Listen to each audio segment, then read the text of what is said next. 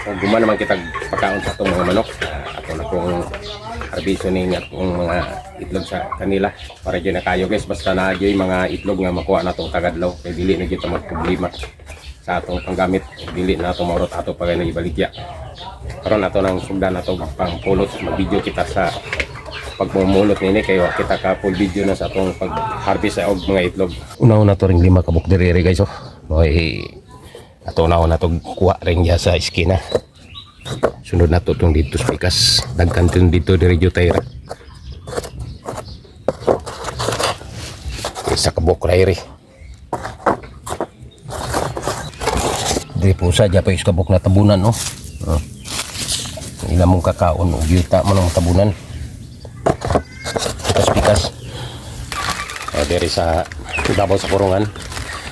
Nakita karoy makuha nga pulo kabok. Ang jutay dito kay diri ibay-ibay man diri nya to po dato sa kilid itong may gipatindog na tong kahoy napoy mga itlog dito.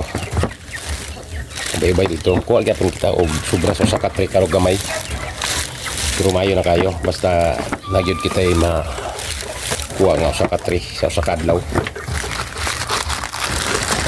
Sunod diri sa likod sa kahoy. 16 kabok diri siya guys, oh. Na nakanindot kung naadyo kay mga buhi nga mga manok kay di na dyo ka magproblema og mga itlog nga magamit nimo sa matag adlaw. Ingon sama ingon ini oh. Dili na nato sila maurot og konsumo nato. Ato na kining gipang binta nato gipamaligya nato kay aron po kita maka palit kitag mga konsumo nila pagkaon kanila kay kundi pod kit nato sila sakton sa pagpakaon. Minus po kayo tag makuha nga mga itlog. Ato na kanang naobserbaran kay kapila nato kay gayon nga malang-alangan nato sila sa pagkaon kay tungod ini magmihit usay minus jud ang ilang pagpangitlog. Mao nga kinahanglan jud buras ka jud ang atong pagkaon ng gani atong gisagulan og mga sapal sa lubi kay aron busog jud sila mayo. Ug mao kini siya guys, puno na. Og diya pa kitay sobra nga atong dat og na to ring tulo ka bukli sa iyang ibabaw kay may nasublas kaniya sa katre. Mao kini guys atong na harvest karong adlaw, dili jud mawala sa katre.